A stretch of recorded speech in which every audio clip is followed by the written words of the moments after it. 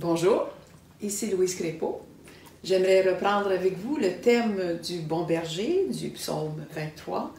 Et la dernière fois, on a vu le verset 1, que l'Éternel était le berger. On a regardé aussi que l'Éternel se reconnaissait comme le berger d'Israël. Mais on sait aussi par ce que Jésus a dit dans Jean au chapitre 10, les versets 10 et 11, que lui, il est le bon berger aussi. Alors, Jésus est notre bon berger, c'est le bon berger de l'Église, c'est le bon berger de tous ceux qui lui appartiennent. Aujourd'hui, on va regarder le verset 2. Le verset 2 dit « Il me fait reposer dans de verts pâturages. Il me dirige près des eaux paisibles. » C'est tellement riche de symboles dans ces quelques mots. Et on va regarder un petit peu qu'est-ce que ça veut dire dans la vie de tous les jours pour chacun de nous. « Il me fait reposer. » Ici, dans le naturel, on sait que le repos, c'est absolument essentiel. Donc, Dieu nous a créé l'homme pour qu'il ait besoin de repos et il a agencé les jours pour qu'on ait justement ce repos nécessaire-là. Il nous offre des occasions de se reposer aussi. C'est essentiel de se prévaloir de ces temps privilégiés-là. Au point de vue spirituel, le repos, ça veut dire que nous, on se repose de nos efforts humains pour gagner la faveur de Dieu. C'est Jésus qui a tout fait à notre place et on sait que c'est seulement par Jésus qu'on peut être sauvé. C'est ce que ça nous affirme dans Actes au chapitre 4, le verset 12. Et si on se demande sauvé de quoi? On est sauvé de la perdition éternelle. C'est-à-dire que nos péchés, à cause de ce que Jésus a fait, nos péchés sont pardonnés et nous avons accès à Dieu, l'Éternel, et à la vie que lui seul peut donner, la vie éternelle. Donc, c'est lui qui nous dirige.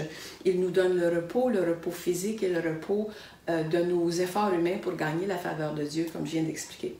Maintenant, on voit aussi que c'est le berger qui prend toute l'initiative. Dans chacun de ces versets qu'on va voir, on va voir que c'est le berger qui, lui, initie toutes les actions. Et c'est vraiment merveilleux parce que c'est ce que Dieu veut faire dans notre vie aussi. Comme on a dit la dernière fois, il me dirige. C'est lui qui dirige et nous, on le suit. Il nous dirige, après ça, on voit dans des verts pâturages. Ça veut dire la paix, la tranquillité. Et là, il y a une nourriture abondante pour les brebis. Il nous dirige aussi vers des eaux paisibles. Et quand on dit diriger ici, on voit que c'est avec beaucoup de douceur. La connotation, c'est que le berger dirige avec douceur ses brebis.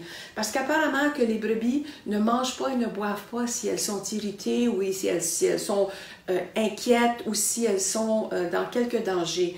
Donc, le berger voit non seulement au repos, mais il voit aussi à une nourriture abondante et il les dirige justement dans le calme pour qu'elles puissent s'abreuver et se nourrir. Maintenant, les eaux paisibles, ça représente les rafraîchissements aussi. On sait que l'eau, c'est essentiel à la vie et il dirige vers une eau qui est pure et on sait que Jésus a dit qu'il était l'eau vive. C'est lui qui nous amène justement à s'abreuver de sa présence et de sa bonté. Maintenant, comme on a dit, le berger, lui, pourvoit à tous mes besoins et on va voir tout au long de ce psaume avec quelle précision le bon berger pourvoit à chacun de nos besoins. Donc, pour cette semaine, comme je vous ai dit la dernière fois, vous avez un devoir à faire. Je vous encourage à lire le 4e chapitre, Philippiens, le chapitre 4 et le verset 19. Et je ne vous le lis pas, mais je vous encourage à le lire pour vous-même. Et le devoir, c'est que je vous invite à ressortir tous les mots-clés qui sont dans ce court verset. Alors, mettez vos commentaires au bas et comme je vous dis à chaque fois, je suis disponible soit pour échanger des messages avec vous sur la page Facebook ou encore en privé. Donc, prenons une minute pour prier. Seigneur Jésus, merci que tu es le bon berger. Tu nous as dit que tu avais même donné ta vie pour tes brebis. Donc, Seigneur, on veut se prévaloir de ce merveilleux privilège de te connaître encore mieux comme notre bon berger. Révèle-toi à nous dans ta bonté, dans ta fidélité, dans tous les soins que tu nous accordes à chaque jour. Donc, merci. On se rend disponible, Seigneur, pour justement te suivre et reconnaître encore plus ta grandeur et ta fidélité envers chacun de nous. Merci, Jésus. Alors, je vous remercie d'avoir été là. Je vous souhaite une excellente journée et à la prochaine.